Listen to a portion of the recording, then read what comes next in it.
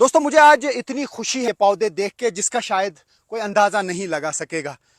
अपने हाथों से ये पौधे लगाए हैं, देवदार के और पाइन के। बहुत मेहनत के बाद ये ख्वाब जो है शर्मिंदा ताबीर हो गया।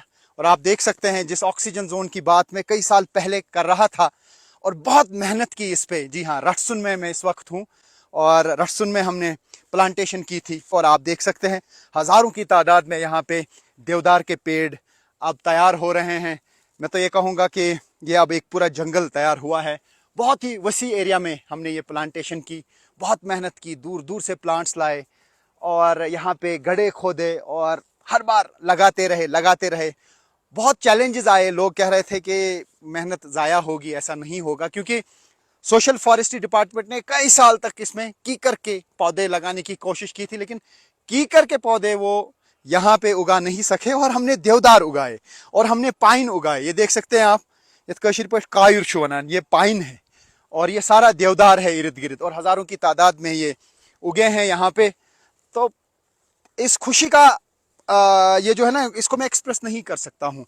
हमने सिंसेरिटी के साथ ये सब काम किया और हमने कोशिश की, मेहनत की। और कोई एनजीओ नहीं थी हमारे पास, कोई पैसा नहीं था हमारे पास, कोई बैनर नहीं थे, कोई सपोर्ट नहीं था। अपने जेब से हमने पैसा खर्च किया। दो चार दोस्त थे, उन्होंने प्लांट्स दिए। हमने किसी से पैसा नहीं लिया, बल्कि हम ही ने सरकार को पैसा दिया। यानी जो हमने प्लांट्स खरीदे उसके लिए हमने पे किया और उसके बाद ये ख्वाब अब शर्मिंदा ताबीर हो गया। 2016-17 में हमने ये शुरुआत की। उसके बाद कई साल तक ये पौधे हम लगाते गए और हमने एक स्लोगन दिया था, संडे का मतलब रटसुन, यानी हर संडे को आना ही आना है। काफ़ी सारे वॉलंटियर्स भी सामने आ गए जिन्होंने गड्ढे खोदे। जब यहाँ पे आते थे तो पौधे लगाते थे, पौधों को कंधों पे लाया है। और ये जो आप फेंसिंग देख रहे हैं ना, ये भी कोई सरकारी फेंसिंग नहीं है, बल्कि अपने जेब से पैसा खर्च करके ये फेंसिंग हमने की है। क्योंकि पार्क पाइन्स जो हैं वो इन पौधों को काटते थे और बहुत डैमेज उन्होंने किया पार्क पाइन्स ने। तो ऐसा बीच बीच में लग रहा था कि शायद मुश्किल है यहाँ पे इस ऑक्सीजन जोन को क्रिएट करना। लेकिन आप देखिए, ये बहुत बड़ा वसी एरिया है और यहाँ पे आप जहाँ पे भी नज़र दौड़ाएंगे वहाँ आपको देवदार दिखेंगे, पाइन दिखेंगे। और मैं अपने इमोशंस को बयान नहीं कर सकूंगा, क्योंकि मुझे लगता है कि ज़िंदगी में अगर सबसे अच्छा कोई काम मैंने किया है वो यही है। ये कंट्रीब्यूशन है सोसाइटी के लिए, ये कंट्रीब्यूशन है आजकल के ज़माने में जहाँ पर एनवायरमेंटल चैलेंजेस बहुत ज़्यादा हैं और हम किसी जगह अगर हज़ारों की तादाद में उस जगह पर पौधे लगाने में, उगाने में कामयाब हो गए, जो एक बैरन लैंड था, जिसे हम डेजर्ट कह सकते हैं। ये ज़िला बडगाम में है, रटसुन इस गाँव का नाम है। और यहाँ पे आप नज़र दौड़ाइए, जब मैं इर्द गिर्द देखता हूँ तो मेरी आंखों को एक ऐसी तरावट मिलती है जिसको मैं लफ्जों में बयान नहीं कर सकता हूँ। बहुत सारे लोग जो हैं अपनी अचीवमेंट को अचीवमेंट मानते हैं, लेकिन मैं ये इसको कौम की अचीवमेंट मानता हूँ, क्योंकि ये सिर्फ पौधे नहीं है बल्कि एक सरमाया है। एक वक्त आएगा अरबों रुपए की प्रॉपर्टी तैयार हो रही है, क्योंकि देवदार की लकड़ी की वैल्यू है। ये वो ऐसे प्लांट्स नहीं है जो ऑर्नामेंटल प्लांट्स हों या जिसकी कोई कल वैल्यू नहीं होगी। एक एक देवदार वक्त पे 10-10 लाख, 20-20 लाख, 30-30 लाख रुपए की कीमत एक देवदार की होगी। अगर एक मकाब फिट जो आज देवदार की कीमत है 4,000, 5,000, 6,000 रुपए, अगर अच्छी क्वालिटी का होगा, तो ये आप अंदाजा लगाइए कि हजारों की तादाद में जो यहाँ पे अब ये तैयार हो रहे हैं ये देवदार के प्लांट, तो ये इस सोसाइटी के लिए, इस जम्मू कश्मीर के लिए कितना बड़ा सरमाया हो सकता है। जहां एक तरफ से मुझे खुशी है कि इतना बड़ा सरमाया अब तैयार हो रहा है एक छोटी सी कोशिश से, किसी एनजीओ के सपोर्ट से नहीं, किसी सरकारी सपोर्ट से नहीं, बल्कि सरकार को हमने यहां से ही पैसा दिया, यानी फॉरेस्ट डिपार्टमेंट को जेब से हमने पैसा दिया और उसके बाद उनसे प्लांट्स खरीदे। तो दुख इस बात का है कि अगर यही कोशिश 50 साल पहले की गई होती, 100 साल पहले की गई होती, 30 साल पहले की गई होती, तो ये एक आज अर्बन फॉरेस्ट की एक मिसाल होती। बहुत सारे एक्सपर्ट्स मिलते थे मुझे, अरे पता ऐसा मुमकिन नहीं है, शेडो चाहिए, पहले वो लगाओ, पहले ये प्लांट लगाओ, उसके बाद आप कॉनिफर की सोचो और खास तौर से देवदार की, ये तो नहीं उगेंगे। मैंने कहा अल्लाह पे भरोसा है, अल्लाह हमें मदद करेगा, क्योंकि हम सिंसेरिटी के साथ कर रहे हैं। हम कोई एनजीओ चलाने के लिए नहीं कर रहे थे, पैसा कमाने के लिए नहीं, बल्कि पैसा खर्च करके ये चीज बनाना चाहते थे।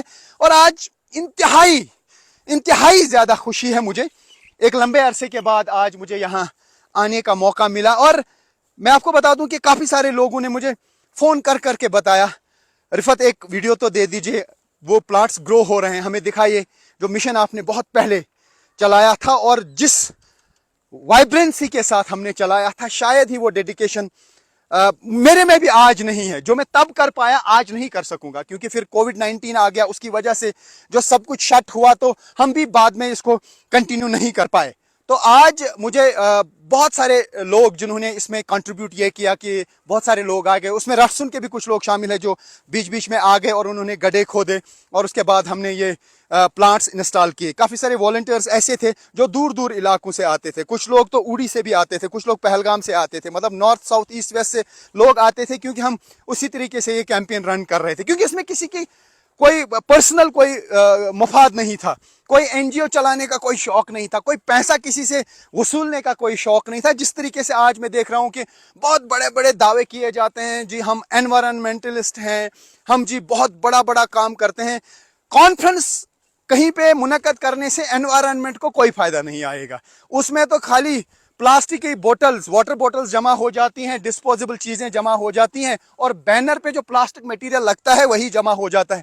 जबकि हमने किसी को वीआईपी नहीं माना, किसी को इनॉग्रेशन किसी चीज की नहीं कर, रिबन नहीं कटवाए, कोई बैनर नहीं बनवाया। हमने जो कुछ किया, आए प्लांट्स खरीद के लाए और लगाते गए, और जितने लगा है उतने अल्लाह का शुक्र है कि वो सब आपके सामने हैं। तो यह वारिया वसी इलाक युस वह आबाद गोमुत, तो मे बड़ खुशी कि कम से कम मैं ये कहूँगा कि अगर मुझे लगता है कि ये काम जो मैंने किया इससे मुझे बहुत दिल को तसल्ली है कि कुछ तो किया जिसको हम ये कह सकते हैं कि एक कंट्रीब्यूशन है। अपना करियर बनाना कोई कंट्रीब्यूशन नहीं है, वो तो पर्सनल अचीवमेंट है, लेकिन ये एक कौम की अचीवमेंट होती है। आप मानिए कि ये एक अच्छी जगह यहाँ पे उभर के आ रही है और ये देखे, और ग्रीनरी से जिसको लगाव होगा वो अंदाज़ा लगा सकता है कि किस तरह का सुकून ग्रीनरी देख के मिलता है। हालांकि इर्द गिर्द लोग कचरा जमा करते हैं, खैर अल्लाह की मर्ज़ी थी और आज ये ऑक्सीजन जोन तैयार हुआ है और हर गुज़रते दिन के साथ ये एसेट बढ़ता जा रहा है, इनकी ग्रोथ होती जा रही है। लेकिन अगर इनको लोग ना छेड़ें वही बेहतर रहेगा, क्योंकि काफ़ी सारे लोग मैंने देखा कि यहाँ पे कटिंग की है, मतलब ब्रांच कट किए हैं, तो उससे पार्क्यूपाइन्स इनको डैमेज करेंगे। और इस इलाके में बहुत ज़्यादा पार्क्यूपाइन्स हैं जो हमें उस टाइम भी उन्होंने काफ़ी नुकसान पहुँचाया जब हमने इसकी शुरुआत की थी, जब ये मिशन चलाया था। लेकिन बाद में हमने छोटे छोटे ट्री गार्ड्स भी बनाए तो उससे हमें काफ़ी फ़ायदा मिला।